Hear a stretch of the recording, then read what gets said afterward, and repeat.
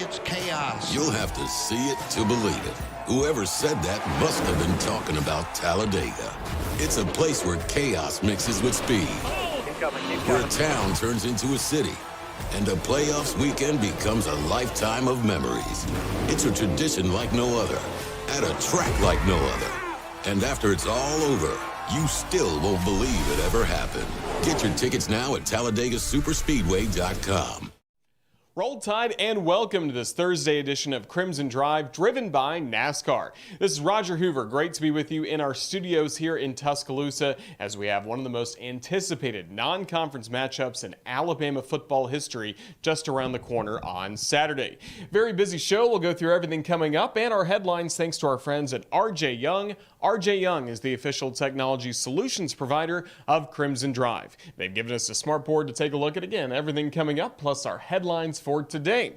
We'll start with a conversation with Crimson Tide cornerback Terrion Arnold. It's one of our two one-on-one conversations this week. If you missed it on Tuesday's show, we had a great conversation with Alabama quarterback Jalen McElroy, but today we'll have Terrion Arnold giving his thoughts on the Tide defense. Former Crimson Tide quarterback McElroy, he'll be along for the big picture as he talks about the Allstate Crossbar Classic between Alabama and Texas. And then we'll be talking with Taylor Hicks, a winner of American Idol. He'll be performing at Champions Lane in our pregame concert starting at 4 o'clock, right after the Walk of Champions. Taylor Hicks will be along to give you all the details on that coming up shortly. And then we'll hear from Eli Gold as we take a look to tonight's head coach and the Nick Saban show, plus some Alabama football thoughts from Eli. Then we'll visit with the Texas Longhorns broadcaster Craig Way for the other booth as we get his scouting report on all things Texas football. And then finally, we'll hear from the head coach of the Crimson Tide, Nick Saban, with Coach's Checklist, his final message to the media ahead of Alabama and Texas on Saturday. Looking at the headlines, of course, football. And the Crimson Tide are getting set for this matchup against the Longhorns and what is the Allstate Crossbar Classic. 6 p.m. the kickoff. Our radio coverage will start at 3 o'clock across the radio network. And we're really excited for Alabama and Texas round 2 after last year the Crimson Tide won a thriller in Austin. Great performance last week by Jalen McElroy. 5 touchdowns for him, 3 through the air, 2 on the ground. With that, he was named the SEC Offensive Player of the Week, and also earning SEC honors. Caleb Downs, in only his first game as a member of the Crimson Tide, he led Alabama with 8 tackles. He has been named the SEC Freshman of the Week. Other headlines, the Crimson Tide soccer team back in action tonight as they'll take on Southern Miss in Hattiesburg at 5 o'clock. Alabama hasn't lost so far this season, but we've seen a couple of draws recently for Alabama against Miami, as well against Samford, and they were scoreless draws of that. So hopeful for some offense tonight against Southern Miss. Sunday, huge matchup. Alabama ranked 12th in the nation, as you see below, hosting number 3 North Carolina. That'll be at 6 p.m. The match will be shown on ESPNU, but if you can make it, make sure you're there to the Alabama Soccer Stadium. Again, you talk about an Alabama football non-conference matchup that really hasn't had this type of buzz before. Same can be said for this soccer match against the North Carolina Tar Heels. That is going to be exciting. Best of luck to Wes Hart and the Crimson Tide this weekend. Some other notes around Crimson Tide athletics. Mick Potter's team off to a very good start in women's golf as they finished second at the Boilermaker Classic earlier this week in West Lafayette, Indiana. Alabama was led by Taylor Kehoe, a fine performance as she finished 4th overall for the event. Then for the volleyball team, Rashinda Reed's team just keeps winning, off to a 6-0 start this year. Last week they swept the Tulane Green Wave Invitational. Now this week a little closer to home as they'll be just up the road in Birmingham at the UAB Blazer Classic. Matches coming up against Texas A&M Commerce, Tarleton State, as well as the host school, UAB. Last but not least, here on our headlines, we take a look at Champions Lane and what's coming up on Saturday. It's free and open to the public before each and every home game. And this week, it's going to be open a little bit earlier. Even our LED video boards will be on starting at 11 o'clock right after the end of College Game Day and SEC Nation. Just come on over. We'll be ready to start the party at Champions Lane as you can watch some other games. And then we'll have plenty of music as we'll have from 11:30 to 2 p.m. DJ Dre Day from 105.9 point won the block. He'll be getting the party started. And then at 4 p.m., just after the Walk of Champions is over, Taylor Hicks, American Idol winner, he'll be performing at this stage, the Bud Light backyard, right behind the Tuska statue, the corner of Wallace Wade and University Boulevard. That'll be a fun time. While he's performing, and check out some of our autographs, we'll have the Alabama gymnastics team there from 2:45 to 3:30, and also men's basketball players Nick Pringle, Mark Sears, and Jaron Stevenson, one of the great newcomers for Alabama, there as well. Also in Champions Lane, the Heisman House will be there. A.J. McCarron will be one of the featured guests, so a great tour of the Heisman House, plus you get to meet A.J. McCarron. That is going on as well. It's hosted by former Bachelor Matt James, who was the Bachelor on ABC. Again, Legends Lounge will be open there, and then we'll have some great displays as well, really interactive displays from World of Beer, great food available from them, Texas Roadhouse, Dunkin', Hey Dude, NASCAR, Regions, the Shoe Station, T-Mobile will be there as well. And also with the T-Mobile tent, it'll be Dante Hightower signing some autographs, in addition to A.J. McCarron at the Nissan Heisman House. So again, Champions Lane is the place to be. We debuted it last week against Middle Tennessee, and it was excellent. It's going to be even better. It's going to be rocking right up until kickoff, especially with the great music that we're going to hear coming up from Taylor Hicks, and he'll join us in just a few minutes on the show. But starting the show today, we'll have a one-on-one conversation with Crimson Tide defensive back Terrion Arnold following Alabama's first win of the year against Middle Tennessee. First of all, Terrion, roll tide. How'd you feel getting back at Bryant-Denny Stadium on Saturday? It felt amazing, man. The fans were great. The atmosphere was great, and we really enjoyed it. Now you're ready to go for Texas in week 2. Just looking back to last year for a moment, what do you remember about that hot day in Austin? I remember my cleats were melting. I didn't really want to get on the turf because it was burning us, but just a physical, all-around fun game, and it was a really, really, really good stepping point for the team last year. Yeah, Texas is a team that likes to throw the football around. Obviously, a good quarterback in Quinn Ewers. How about their wide receivers? Who are some tough matchups? They have really good wide receivers. Sark does a great job of dialing up plays, so we have to really focus in on our keys, pay attention with our eyes, and really pay attention to the little things. But ultimately, they have a really good receiving core. How do you feel you guys as a defense took steps forward all throughout preseason camp? With Coach Steele, Coach Saban, obviously, T-Rob, all the coaches coming in together and really just focusing on getting back to the standard, we really focused on ourselves. Ultimately, not really in competition with nobody. I would say we did a very, very great job of really building a bond and building the chemistry that we've carried into the season, and it gives us an edge over our opponents. What have you seen from Caleb Downs so far? What did he do to earn that starting opportunity, and how did you think he played against Middle Tennessee? Caleb just came in and worked right off the bat. Came in day one, really with the working mindset of not knowing what's going to happen, not coming in trying to fight for a starting position, just coming in and trying to better himself every day. And I really liked the way that he played, and he really kept his poise. That's something that most freshmen don't have that he has. He has a maturity about himself that he carries himself like an upperclassman. We always hear about how iron sharpens iron with this Crimson Tide football team. Who are some of the wide receivers on this team that give you a challenge in practice, or you kind of like going up against? I know y'all all seen the play, but when Isaiah Bond ran over the dude, I kind of credited that to me, Kool-Aid, the safeties, kind of roughing them up in practice.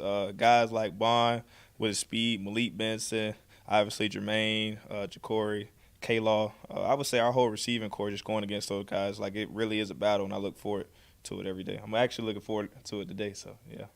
There you go. Well, as we let you go, what's your message to this Crimson Tide fan base? What kind of energy do you want to see from our fans coming up on Saturday? When we played on the road at Texas, it was a very rough environment, and their fans were really, really into the game, making it challenging for us, and I would say we need to do the same thing for them, so we really need our fans to step up and come and really enjoy the movie. Well, we're looking forward to it. Terrion Arnold, thank you so much for joining us. Roll Tide. Yes, sir. Roll Tide. Alabama racing is back. The NASCAR Cup Series playoffs are returning to Talladega for the Yellowwood 500 on October 1st, and NASCAR is coming to the University of Alabama this weekend. Don't miss your chance to enter to win a custom University of Alabama racing helmet signed by Coach Saban. There will also be a custom Alabama-themed NASCAR stock car available to get your picture in front of. You can enter to win the racing helmet at NASCAR's tent in Champions Lane prior to kickoff against the Texas Longhorns. If you can't make it to the NASCAR tent, you can still visit TalladagaSuperspeedway.com to lock in your tickets to see epic playoff racing. And this is an epic racing helmet. We've been showing it to you here the last couple weeks on Crimson Drive, driven by NASCAR. Going to enter to win this coming up on Saturday at Champions Lane. Of course, autographed by the head coach of the Crimson Tide, Nick Saban. I love the houndstooth visor. I really love all parts of this. It would really be great in your home or office, especially if you're like me, an Alabama and a NASCAR fan. This is the perfect thing to have. And again, autographed from the head coach, Nick Saban. He autographed it last week at Hey Coach. Just really cool to see. We love our partnership with NASCAR, and we love the fact that not only is this helmet available for you to win if you sign up on Saturday, but also the NASCAR stock car will be at Champions Lane, part of a lot of fun as we get set for Alabama against Texas. Helping us the last couple weeks here on Crimson Drive, driven by NASCAR, to get set for this matchup is former Crimson Tide quarterback Greg McElroy. We talked last week about how he's kind of the perfect guy to talk to about this game, considering he grew up a bit of a Texas Longhorn fan. Of course, is he grew up in Dallas, Texas, and then he, of course, made the transition to Alabama and eventually defeated the Longhorns for the 2009 National Championship. He's now a commentator on ESPN, and he joins us once again to give us some thoughts on how Alabama played in Week 1 against Middle Tennessee and what needs to happen in Week 2, this Allstate Crossbar Classic between Alabama and Texas. Here once again is Greg McElroy. Greg, it's great to see you once again. Roll Tide, a good start for the Crimson Tide this past weekend. Roll Tide, 1-0, right? I mean, everybody, Week 1 is just such a just hold your nose, survive, be healthy. It's so funny because you're watching, you're like, oh, I want to see him get better here. I want to see him get better there. Ultimately, why are we nitpicking? Win is a win, baby. Now you focus your attention forward. And there were several examples of teams that were looking ahead this past weekend, weren't there? Goodness. Looking at just some of the matchups, a couple of the spots. I mean, it was Baylor has Utah coming in. They lose to Texas State. You look at Texas Tech has Oregon coming in. They lose to Wyoming. I mean, there were a handful of teams that were clearly looking ahead and impacted their play. Some won, but they didn't look great in the process of winning. So I've always been really proud of how Coach Saban handles that. You know, I think he does an amazing job of focusing on the now. And I can remember a pretty vivid moment, at least my junior year, the year we won it, actually. We're playing against UT Martin in week 11 or whatever it was. And I remember thinking to myself, like, man, if we don't play well, you know, they could get us. You know, like, Coach just had this way of like doing Jedi mind tricks on us to make us think that, hey, we better play well or else this team can definitely get us. And you're always focused on your own personal performance and reaching your standard internally. So I thought it was a really good performance. I thought they did a lot of really nice things. There were a couple people that really stood out to me, and I came away with it as a fan, very excited about what's coming. Well, you mentioned in our conversation last week, you had heard some confidence about Jalen Milroe and his progression and really the quarterback situation as a whole for Alabama. And it seemed like it played out that way on Saturday with how well Milroe performed. Well, I think part of it, though, you just have to play. You know, I mean, it's easy. In practice is kind of monotonous and it's difficult. And the defense knows your plays and they know your signals, they know your checks. So then you kind of practice. It's kind of hard to develop confidence. I mean, it's much more difficult to develop confidence in practice than it is the game. It just is. And I wish that, I mean, you don't ever want to make practice easier, but quarterback is just such a confidence-driven position. You just have to play, and you got to play well, and you got to kind of, I mean, you even go back and you listen to some folks and what they said about Bryce Young, his first fall on campus. And granted, it was COVID tricky situation, all that other stuff. It's like he kind of struggled early in camp. There were rumors in 2020 about Mac Jones, you know, maybe not playing great in camp. It's camp, you know what I mean? Like it's just so hard to face the team that knows you like the back of their hand every single day. If I make an adjustment, if I make a mic point, if I do this, I do that, they know everything we're doing. So to the point, remember, like Rolando, I would check a play because they were in a look. I'd check a play. Rolando would say, all right, run to the right. I'm like, oh gosh. All right. And hey, wipe it. All right, screen to the left. It's like, oh, you know, like it's like, it is terrible. They know our offense in some cases better than we do. So I think it was really good for Jalen to play and to have an offense and a game plan that was tailored to his skill set, and have an offense and a game plan that was tailored to taking advantage of the opposing team's liabilities And I thought he played really well. I mean, watching it back, I mean, was it a flawless performance? No, but I also think, there were a couple times where the snaps were a little inaccurate, and he made something out of nothing, which I think is maybe his best attribute as of right now. I mean, the guy's just a dynamo with the ball in his hands. But what I was really encouraged by were some of the throws early. He made a throw on third down to Bond to the left. It might have been the first third down of the game. I don't recall exactly what it was. It was a little inside, not bad at all, but a good, accurate throw to his left. And we hadn't seen him really on an out route to his left. That's a tough throw for a quarterback, and to do it early in a ball game is tricky, because as a quarterback, you think you're releasing it this way. Well, just anyone that can visualize holding the football, as you release it right with your right hand, you turn your wrist this way. So it means that the ball is rotating this way clockwise. Well, when the ball's rotating clockwise, it's going to tail to the right. And if a receiver's breaking out to the left, that ball is really easy to leave inside. Well, the first throw he made to the left was just the tiniest bit inside, still a completion, still a conversion, good throw. But you actually saw him make the exact same throw later in the ball game, and it was perfect to the outside. You actually could see his confidence growing as he was getting comfortable in the plan. And then he makes the great throw to Bond on the touchdown downfield on the big post. That was a thing of beauty. He's a great deep ball thrower, so that one didn't come as much of a surprise. But the intermediate throws was where I really wanted to see him, make some progress. I thought the throw to Niblack for the touchdown to the left was a great example of that progress. Put it high. You got a big, tall, wide receiver. That's big time accuracy. That's next level accuracy. High, let him go up and make it. If he misses it, it's out of the back of the end zone, or it's an incompletion. Us or no one is what quarterbacks say. So not only was he decisive, but he was also very accurate, and it was next level accuracy that I thought was really on display as the game went along. Buckner, I think, did some nice things. It's nice to see him turn the corner for the touchdown too. You see he's got some juice as well. We've talked about that a little bit. And then I think Ty was in a little bit of a difficult spot. Didn't get a ton of opportunity naturally, but being able to lead a touchdown drive is neat regardless of who it's against. So I was really impressed with all three quarterbacks. I thought Jalen played fantastic, and hopefully he can carry over some of that momentum into this week. Certainly excited for the Allstate Crossbar Challenge between Alabama and Texas. And once again, it's Coach Saban going up against one of his former assistant coaches in Steve Sarkisian. Those two, of course, met last year for the first time, a very close game in Austin. What makes it tricky for Alabama to go up against Steve Sarkisian with his familiarity with this program, and he continues to recruit at a high level at Texas? Well, it's not just Coach Sark, right? He's the headliner, Roger. He's the headliner. Coach Sark is a phenomenal coach. I think he's great. I don't need to convince Alabama fans of that. We all know, and we saw it for years, right?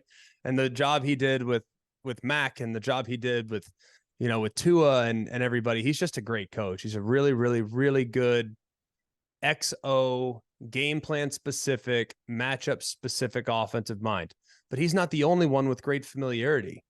Bo Davis is there. He's the defensive line coach. He, of course, was with us for as long as I can remember. I love Bo Davis. Every time I see him, he gives me a big bear hug, and I think he's going to literally break my back. He's so strong. Love Coach Davis. Jeff Banks is there. Jeff Banks, special teams coach, was obviously with us for a long time. Kyle Flood is there. I mean, there's people even off the field that have familiarity with what we do in Tuscaloosa. So I think it's difficult because they have tried to create their own Alabama, right? Naturally, Coach Sark's 3 years in, Coach Saban's 17 or however many it is. I lose track. So it's a little bit different, but there is, I think, a certain continuity. And as far as playing against a team that you really understand now, Sark's just far enough away removed where he maybe doesn't know the personnel as well as he did last year, because he coached Bryce Young. He'd been around Bryce Young. It was in a backup role. He knew his skill set. He recruited him. He knew everything there was to know about him. Now, how much does he know about Jalen? Quite a bit too. I mean, I'm not going to say he doesn't, but does he know as much about some of the guys and what their strengths and weaknesses are that are now in the rotation? I think that's a real question mark. But when you have a guy that has coached against, for instance, when you're only 2 years removed from being the OC at a place, he knew every single dude on the roster last year. He knew what they could do. He knew what they couldn't do. He knew what they excelled at, and he knew what they might struggle with. And he knew how to neutralize them because he's a great offensive mind. For instance, Will Anderson, one of my favorite Alabama players of all time, maybe his worst performance ever, as an Alabama player. And it's not, look, heck, he's human. Imagine that. Barely, but he is human. So I think he just knew how to attack certain individuals. And I think that is what this game will ultimately come down to. Who wins one-on-one matchups? And that's not just wide receivers against DBs. That's, right tackle against defensive end. That's running back against blitzing linebacker. That's safety covering tight end. There's this matchup, because of how Sark likes to set it up, will be almost exclusively about individual matchups, and whoever wins the most will win the game. It's as simple as that. Well, we certainly love hearing your thoughts on this matchup, what's coming up Saturday between Alabama and Texas, but we also want to go back just a bit to when you played for Alabama against the Texas Longhorns. I believe your helmet from that game is right behind you, right there, in the BCS championship game. You can see the BCS sticker prominently displayed. And then on the other side, right next to the Longhorn helmet, I have the national championship game ball that is right above the Jets touchdown ball. Emphasis on touchdown, not touchdowns, just one. But I have one. It's right there. And the national championship trophy is right next to the Longhorn helmet, because any Longhorn fan needs to be reminded that that is what they missed out on. So I figured that's just my wall of spite right there, that little corner of Bama Texas game ball, Texas helmet, and then national championship trophy, ironically, right next to the Texas helmet. That's outstanding. Yeah, just another good reminder of what turned out to be a great night in Alabama football history. If you could, just take us back to the preparation that your team had for that night in January at the Rose Bowl, and what ultimately led to a great Crimson Tide win for that first national championship in the Saban era. Roger, how much time you got, buddy? I got a lot of stories on this one. Unlimited. All right, so we have to go back to the SEC championship game to appropriately discuss the Texas game. Our whole offseason was about Florida, about getting over the hump, about beating Florida, about finding a way to get it done and to ultimately, overtake. And once we achieved that, there was a real cognizant effort from Coach Saban to remind us that that was not the finish line. Hey, we still have one more, guys. Like, don't, have a parade just yet. We still have one more. Yes, we beat the team that we had set out to beat 12 months ago, but you guys will just, wither away to nothing if we lose this championship game. That was basically it. So a big theme of bowl practice was actually Miracle and the movie Miracle. And because I didn't know this until I saw the movie, that when the U.S. beat the Soviets, it was in the semifinal game. And that Herb Brooks, of course, the head coach of the Miracle hockey team, he had said something along the lines of, you guys will never bleep and forgive yourselves if you lose this game, when they're sitting there up 1 against Sweden or whoever it was in the championship, so for the gold medal. So that was the theme, is that the work is not done. We got to continue. Yes, it's cool that we set out to beat these guys. We got it done. Now there's more work to do. When we were preparing for Texas, I had broken ribs. I had broken them on the last play of the third quarter of the SEC championship game. I was still able to practice, but not without pain. It was a very difficult 5-week stretch for me. It was awful. Anyone that's broken ribs, I'm going to pray for you, because it's just something I wouldn't wish on my worst enemy. I was just in a lot of pain. We couldn't quite diagnose it. They didn't see cracks initially. And then we got the CAT or an MRI, and you could see them pretty obviously. So a lot of my Christmas was spent rehabbing that and practicing to the best of my ability. We were a little limited on what we could do. I couldn't really drive the ball really far, but I was pretty good on the underneath and didn't have a lot of issues with that. But we really knew. Question with that, could you have played in a playoff game had it been set up like it has been the last few years? They would have to literally amputate my right arm not to allow me to play in a playoff game. So, and then in which case I would try to throw left-handed. I just don't know how effective. And at that point, I don't know if I would have been, if they did remove my right arm, I don't know if I would have been the best man for the job. So I would play. Well, I don't care. I didn't tell my mom about the ribs. I thought she'd be a nervous wreck. My dad knew, and a small contingent around the facility knew, but not everybody. Very few people. It was something we really tried to keep quiet. So, moving into the practices, we watched the tape of Texas. I watched all 12 games, 13 games actually, because they had just played Nebraska in the Big 12 championship. And we noticed pretty quickly that the strength of their unit was really in the back end. They were an excellent secondary. So I was like, phew, thank goodness. Probably not going to have to throw it a lot tonight. That's their strength. Let's not let Earl Thomas take over the game, because he was their deep free safety, was an amazing player. Aaron Williams was one of their corners. He was excellent as well. Their other corner was really good. And then Blake Gideon was more of a box safety, but was a really solid piece. And then their pass rush was also excellent. They were really good on the edges. Had a couple of defensive tackles that played in the show, but Sergio Kindle was their alpha dog. And we had to really make sure that we limited his contributions. But still to this day, I've told people this, he's one of the best defenders I've ever played against. I mean, Sergio Kindle was just amazing. Really a great edge player. So we knew that our path to victory was going to have to be on the ground. We were going to have to control the line of scrimmage. We're going to take care of the football. It was our recipe all year long, so it wasn't anything that we were surprised by. Then we get to game day. And we had a couple interesting formations for them that we thought we could get them in, but our traditional standard sets, we didn't think we had a great matchup on the perimeter, even though Julio was great. Julio had been a little bit dinged up at times throughout the season, and he was going to be kind of more of a decoy than anything else. Hey, if you can just keep Gideon over the top of you or Earl Thomas over the top of you, that's going to be great, because that's going to allow us to freely run. So Julio in the game was really more of a decoy in the plan. We did have a couple things in trying to get Marquise Mays deep, did have a couple things for Darius Hanks, but not a ton. The featured players in the game were going to be Mark Ingram and Trent Richardson, and they were. The offensive line was amazing in the game, as you know, and then it all really changed when Colt McCoy got hurt.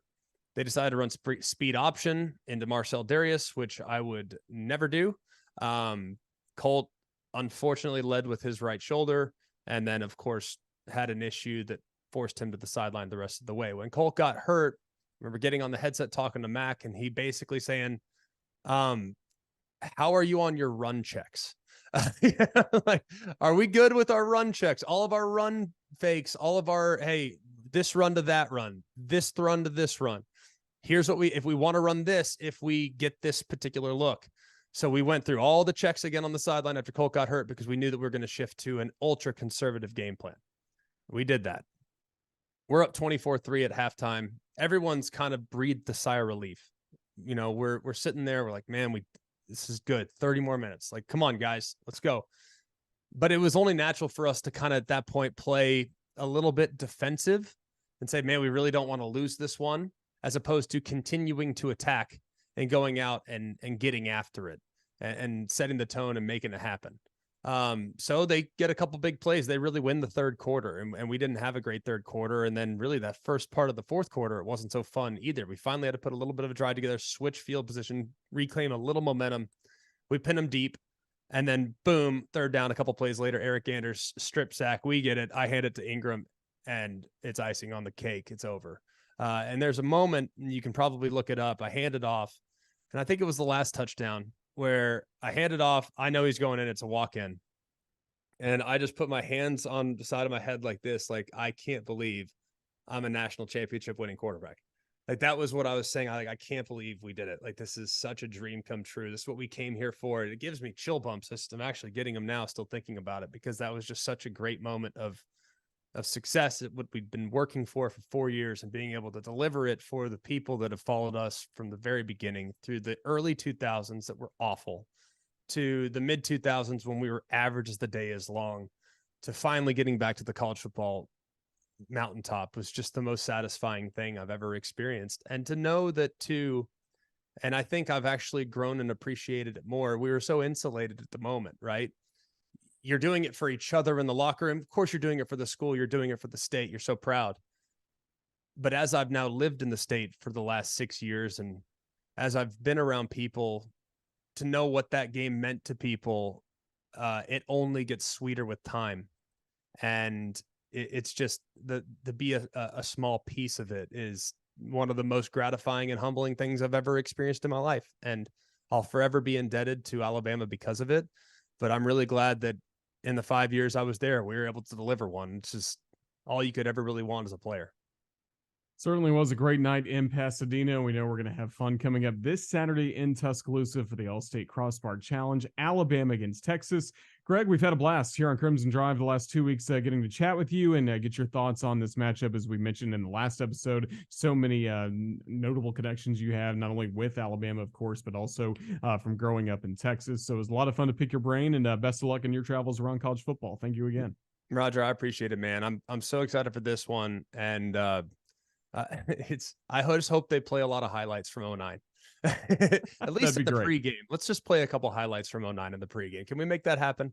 I think so. Well, I saw the tradition video, and they still have you hopping down the sideline against Florida, so that one's still in there. Okay, good. I'm glad to hear that. But let's maybe take the Florida games out. We need to focus on Texas, right? Because Florida was done, but we'll never forgive ourselves if we don't take care of business in the next game, right? So, it's really going to be a special one. I hope everybody that watches enjoys it, and know too, the best part about it is that we're going to get it again in 25 and 24, and we're going to get it again indefinitely with the new look SEC starting next year. Got a simple question for you. Where will you be on game day? You can be part of the action with a premium reserve tailgate from Game Day Done Right. Get your group together, pick out your game and tailgate package, add on catering, beverages, and other tailgating amenities, and then let Game Day Done Right take it from there. Enjoy all the fun of game day with zero stress. Visit GameDayDoneRight.com to reserve your tailgate today for your next tailgate. Just add people.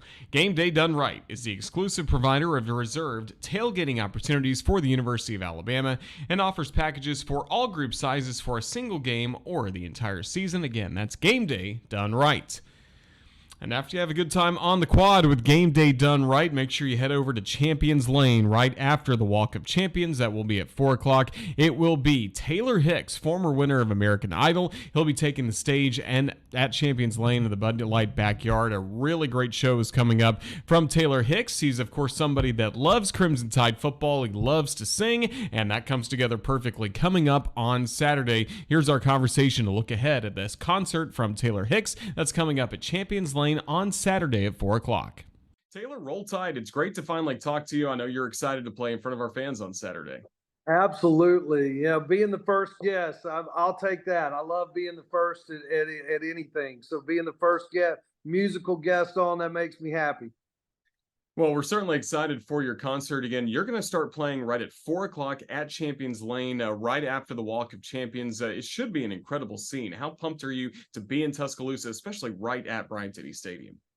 Well, it was an honor to get the call, and they're having this big giant pregame party, kind of like it's very similar to the Super Bowl and the March Madness, where all of these wonderful activities. You've got the hospitality tents, and obviously there's going to be a big stage. I got the full band with me, and to be able to get the call on this particular weekend to be a part of it, I jumped at the chance. I was planning on going to the game anyway, so now it's just kind of a built-in gig, and to be able to come down and perform for all the Tide fans and a few Texas fans, I believe, that might still be excited for the game. So I'm looking forward to it. Have you spent a lot of time in Texas before and done any shows in Austin?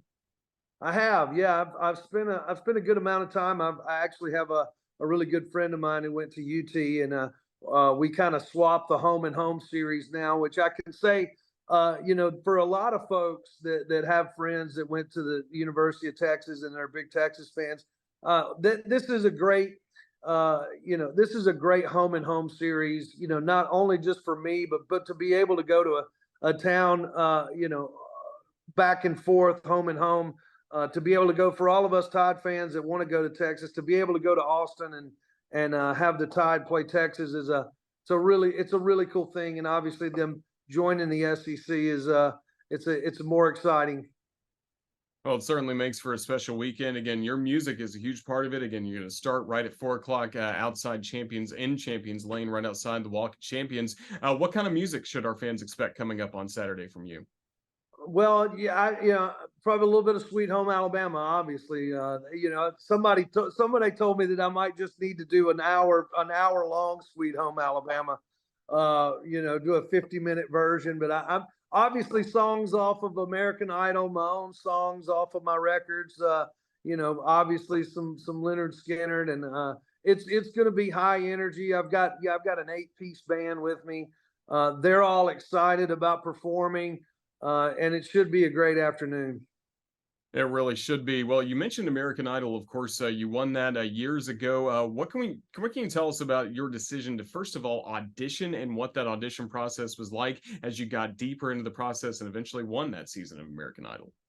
Well, after as we're wrapping up, as we're in the middle of hurricane season, I was actually Hurricane Katrina kind of led me to American Idol. I was one of the last cab rides out of Hurricane Katrina, and Southwest gave me a free ticket anywhere in the country. I drove to Birmingham, flew to Las Vegas on a whim, and in the middle of the night, my brother called me and said that Idol tryouts were in 2 hours. So I kind of went from New Orleans to Birmingham to Vegas, and I guess the rest is history. That was my Idol path, so to speak. It certainly was a remarkable season. You had so much talent around you. What do you think led to fans continuing to pick up the phone and vote for you week after week?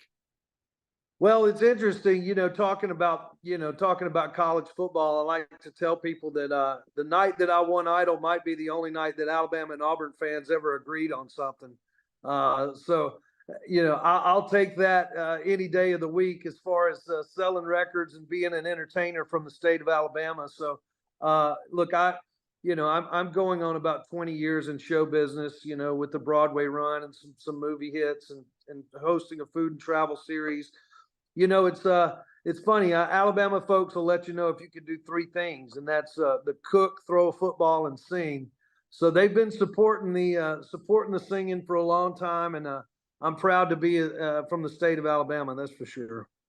Well, you're certainly still attached to college football in a huge way. Every time the Paul Feinbaum show signs on the SEC network and across radio with your Call Paul song. What was the genesis of that song? What was it like to get attached to the Feinbaum show in that way? Well, I've known Paul for a long time. My family's been listening to Paul for years. And when I was on Idol, I did Paul's show, and Paul was always talking to me about doing a theme song or something. So when he moved over to ESPN, they called and said, "Hey, would you think about writing a song for Paul?" And so I did. And I wrote the theme song. We went back and forth, and now I'm happy to say that we're adding Texas and Oklahoma in that mix. So I'm actually getting back in the studio and probably going to recut a new version of it pretty soon. Obviously, with Texas and Oklahoma joining the SEC. Well, that's certainly exciting. You got your harmonica there. Are you ready to give us a sample of what could be coming up on Saturday?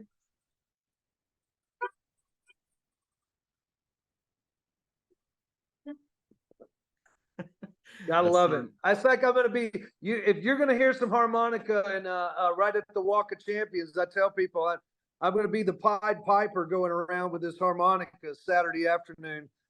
So if you hear some harmonica playing, that's where the band's at. Well, that's certainly good. All right, before we let you go, we got to get a prediction from you. Who wins coming up on Saturday after your show, Alabama or Texas?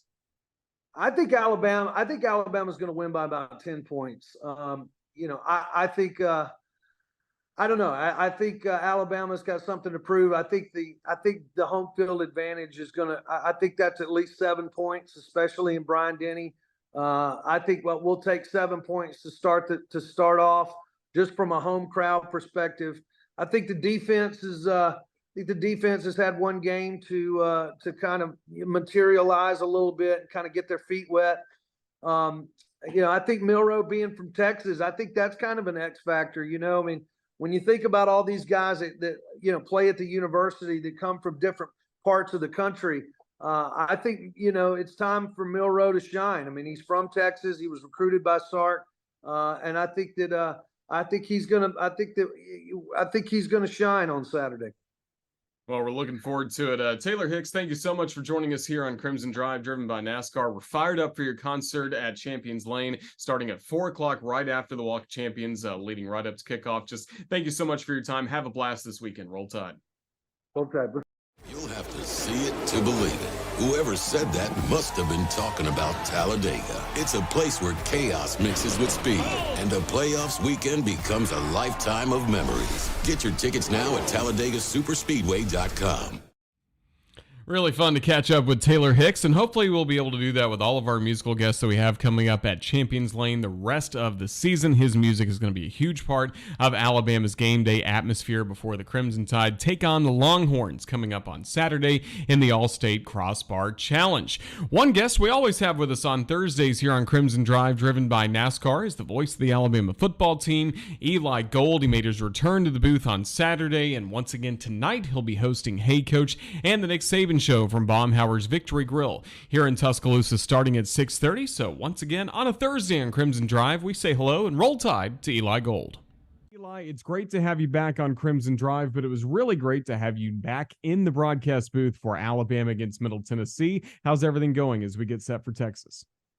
Everything's going well, Roger. Thank you. And last weekend was the best medicine I could have had, getting back into the broadcast booth. And I survived sitting next to you. So, everything went well. But no, it was nice to see the team play as they did. And now, of course, we look forward to this Saturday against the Texas Longhorns, a different game, different team, different probably quality of team. But overall, things went nicely. But it was great to be back like last weekend. It sure was. We're certainly glad you were back. Of course, Jalen Milroe, the quarterback for the Crimson Tide, the SEC Offensive Player of the Week, 5 touchdowns. Just what'd you see from him? As we've been wondering about the quarterbacks all August, but he put on quite a show on Saturday. He did, and that was what he showed us at the scrimmages, too. We really weren't allowed to talk about it, and we didn't broadcast those games for the general public. But in those scrimmages, now we can talk about, we saw him throw some really pinpoint long passes. We saw him run as well we knew he could, and that was nice to see. So what he did last weekend was not really a surprise to a lot of us, but I was thrilled for him to see him get out there, and after last year in which he didn't play poorly certainly, but he didn't play all that much.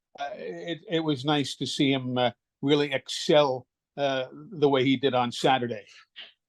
That was certainly good for the Crimson Tide offense. How about this Alabama defense? We kind of also learned in fall camp that we liked the style and attitude of this defense, and that was also on display Saturday.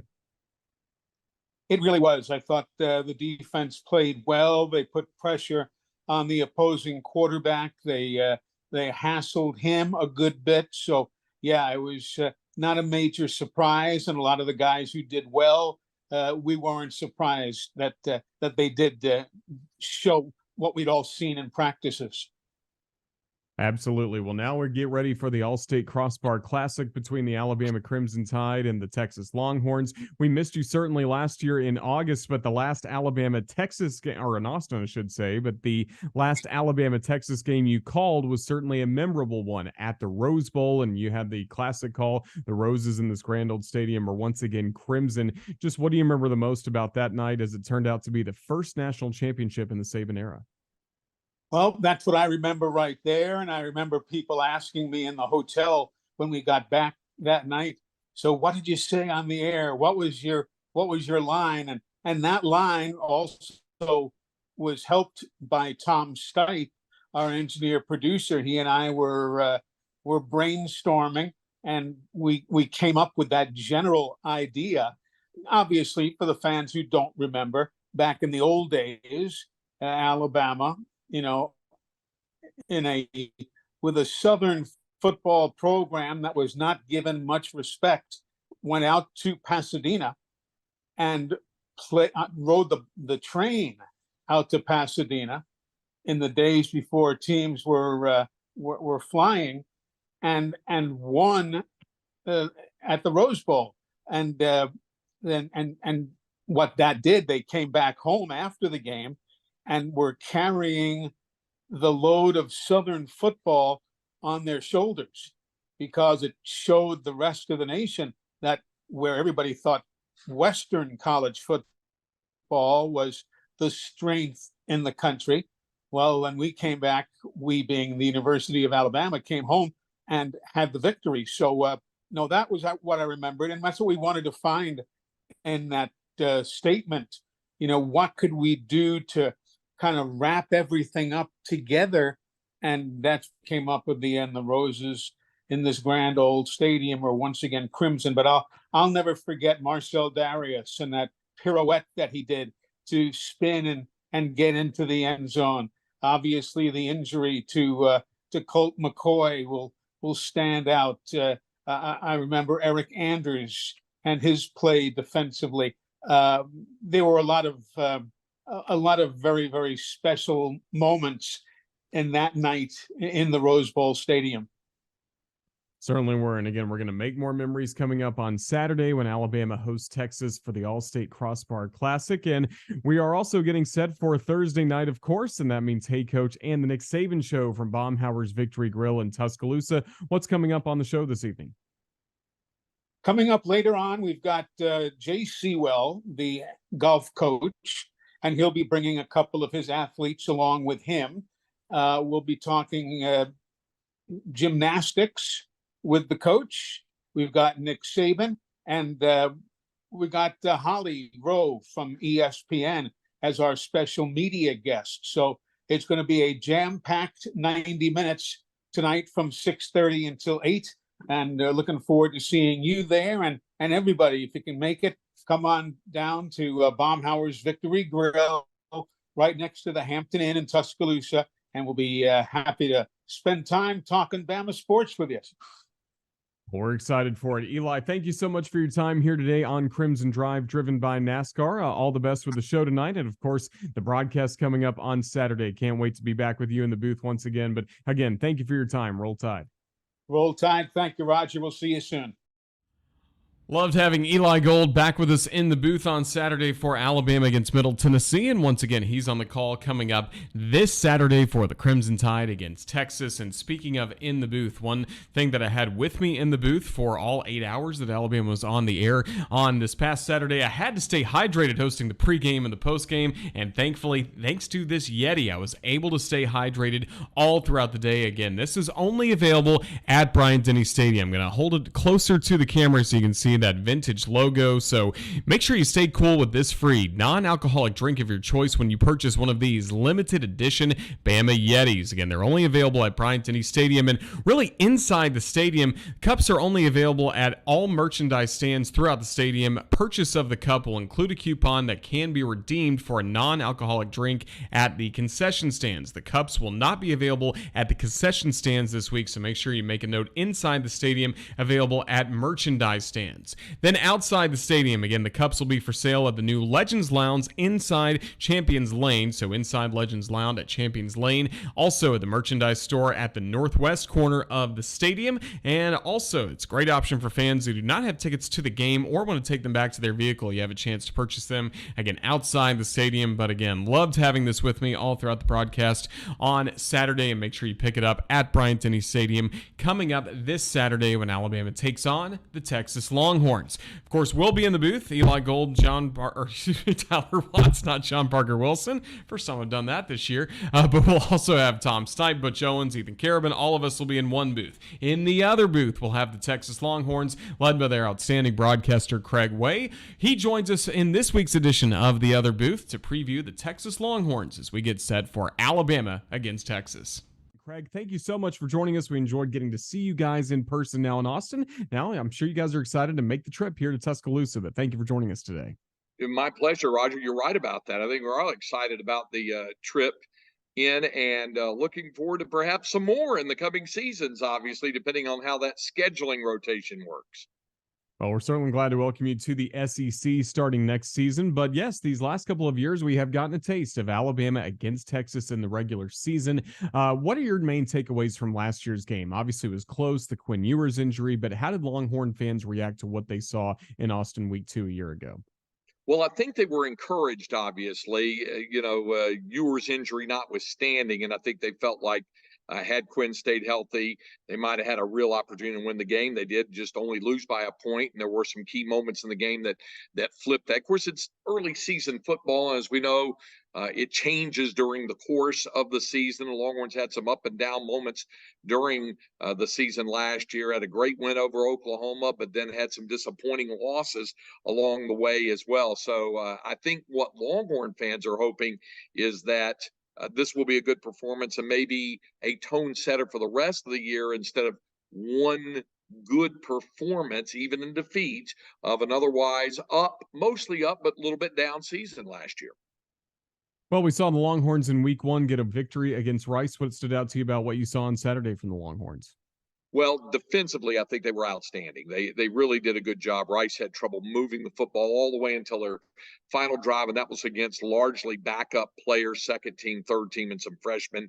They played 30 players on defense in the first half alone, and I think Sark told us afterwards they played 7 or 8 true freshmen just on defense alone in the game. So when it mattered most, obviously, in the first quarter, second and third, I think the defense was on par. Now, by Sark's own admission, the offense kind of had fits and starts. He said, I'm not sure what was lacking there with some of the execution, and there was some misconnection on some routes, on some passes thrown. But even in addition to that, there were some things that happened with the offensive line that they weren't expecting. Didn't perform quite the way they wanted to. It got better in the third quarter when they had the 3 consecutive drives for touchdowns. But I think Sark is looking for more. He said so as much in his news conference this week, and has said that they need to be better. They're going to have to play a lot better to have an opportunity to be in the game, to give them a chance to win in this contest. Looking at the skill players on offense, one notable name is gone from a year ago in Bijan Robinson. Who's trying to fill his shoes at running back? Well, I think it's got to be by committee, Roger, because it would take a committee to do the things that Bijan did last year. And for that matter, also Roschon Johnson and what he did in a supplementary role there. They've got 4 guys. All 4 saw action last Saturday against Rice. Jonathan Brooks, C.J. Baxter, the freshman from Orlando, started and had some good runs. The last run, he had a 32-yard run. He came down on the football kind of on the side, left the game, didn't come back. But Sark said it in his news conference this week that Baxter had returned to practice. He should be good to go. I think between Baxter and Jonathan Brooks, who scored the first touchdown on the screen pass, those will be the main guys who will carry the football. But Keelan Robinson has been a good change of pace back, and will flex him out. Of course, he was with Sark at Alabama when Sark was on Coach Saban's staff a few years ago. And Jaden Blue is another guy who showed some flashes, a guy who is a sophomore. So I think it would take all 4 of them probably to try to see if they can emulate the role that Bijan Robinson had for Texas a year ago. Well, speaking of a year ago against Alabama, really good performance by Xavier Worthy, Jordan Whittington as well. Are those some of the main targets on offense for Quinn Ewers? I think so. And Xavier Worthy broke a hand during the season later and just wasn't himself. And folks were wondering why there were some drop passes in the Alamo Bowl and a couple other games as well. He's back. He's healthy. He had a big game with the 7 catches last Saturday, but also the Georgia transfer that Alabama fans are very familiar with, A.D. Mitchell, or as he's asked us to call him, at least in first reference, Adonai Mitchell. And he had a big game and had a touchdown catch as well. I think those would be the 2 biggest deep threats. They like to use the tight end. I think Jatavian Sanders can be a good weapon for them. He had a 44-yard catch and run for a touchdown on a seam route down the middle. So I think those are probably the 3 biggest receiving targets. And Jordan Whittington, clearly in the slot, is a very reliable, dependable 5th-year senior that they go to quite often. Well, again, it's a different year for Texas. The final year in the Big 12. Just what's the reaction around this program, the fans in Austin, about going through a season like this for the last time, and then knowing that the SEC is just around the corner next year? You know what, Roger? I'm going to be as honest as I can be about this.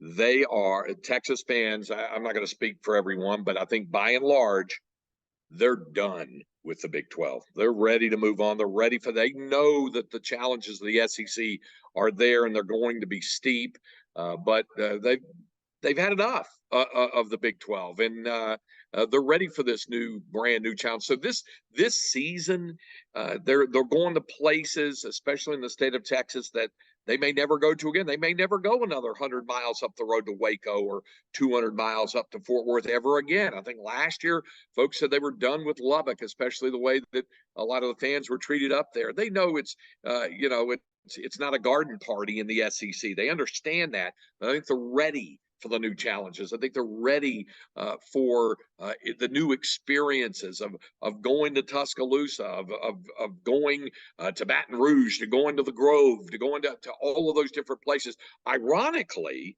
next year, the road trips, there's only one on the road that's really out of the norm for them, and that's going to Nashville to play Vanderbilt. They go to Arkansas, which they've been to before. The game with Texas A&M, as they redo the rivalry with the Aggies, is a road game, and Oklahoma is in Dallas every year. So those other two big rivals, Texas A&M and Arkansas, they're, as well as the game with OU, they're all away from Austin, but they get Georgia at home, they get Florida at home, and then they have that road trip. They get Kentucky at home, and they have that road trip to Vanderbilt. But you might say it's kind of a slow ramp up in terms of the road thing, other than what they're normally accustomed to doing. Absolutely. Well, we're excited that the Longhorns are about to be in the SEC. And once again, it's good for Alabama to face Steve Sarkisian once again after a great run for him as the offensive coordinator. He goes to Texas, and now he's getting set for this new season. How do you continue to see him grow as a head coach? Obviously, he had a lot of great experience even as a head coach before, but how is he still putting his imprint on this program? He feels the best he's felt about the program since he took the job, because now, by and large, the players are his players, the ones he recruited, the ones he brought in either as freshmen or through the transfer portal. They're his players. There are, I think, 13 regular players who stuck it out, stayed all the way through it, who were recruited and actually in most cases played for Tom Herman before Sark arrived. But they have stayed the course, and they have wanted to be a part of this program. The old thing about buying in, he said those guys bought in a long time ago. It was just a matter of who was going to step up and play. Well, they've got a few players, including some starters, who actually were recruited prior to Sark's arrival getting in Austin. But they have proven themselves. He's happy to have them in there mixed in with his guys that he recruited and what he feels are going to be helping him and this program take that next big step. Well, Craig, we're excited. We've been talking about this game seemingly since last year's game ended, but certainly all throughout the offseason. It's Texas, it's Alabama. We look forward to hosting you guys in Tuscaloosa on Saturday. Just safe travels up here, and thank you for your visit today on the Crimson Tide Sports Network. Thank you. My pleasure, Roger. Looking forward to it. Thank you. NASCAR is coming to the University of Alabama this weekend. Don't miss your chance to enter to win a custom Alabama racing helmet signed by Coach Saban. Enter to win at NASCAR's tent in Champions Lane prior to kickoff against Texas on September 9th. That helmet autographed by Nick Saban. Last night it was head coach Nick Saban meeting with the media for one final time this week prior to his appearance later tonight on Hey Coach and the Nick Saban Show. But last night, again, a great breakdown of Coach Saban not only on Wednesday's practice, but what's coming up this weekend for Alabama against Texas. You know, I think everybody should have pride in performance. You know, we talk about personal performance and anything that you want to try to do. And is that more important to you, or is it more important to somebody else? But you know, when you play competitive sports, the other guy's looking at you trying to figure out, how am I going to take advantage of beating this guy? And if you have pride in your performance, you're going to make sure you take care of the things that you need to do to play your best. So you learn from past experiences, you improve, and you actually gain confidence in the way you practice and the way you do things, and it fortunately helps you play better and stay focused in, you know, the critical time in the game, in big games. So that's something that we're trying to get our players to really stay focused on, is, you know, personal performance how can I achieve and play a little bit better? How can I prepare for the game a little bit better? How can I have the mental practice from here to there to be able to eliminate mental errors, eliminate assignment errors, so that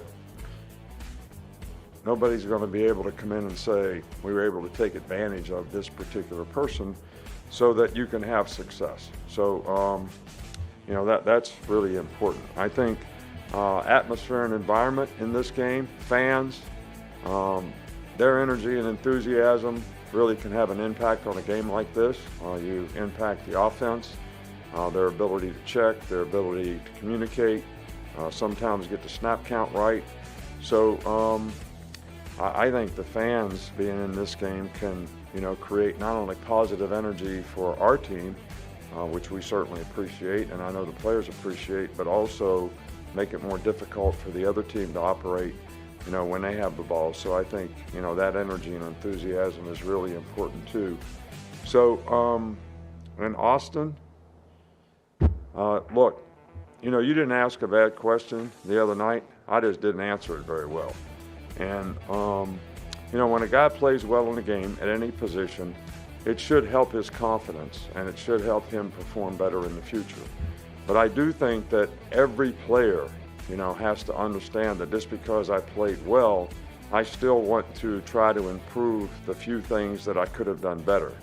And I think if a person keeps that mindset, then they're always improving, all right? Because you're never satisfied, and you're always trying to do better. And you don't let complacency creep into your game.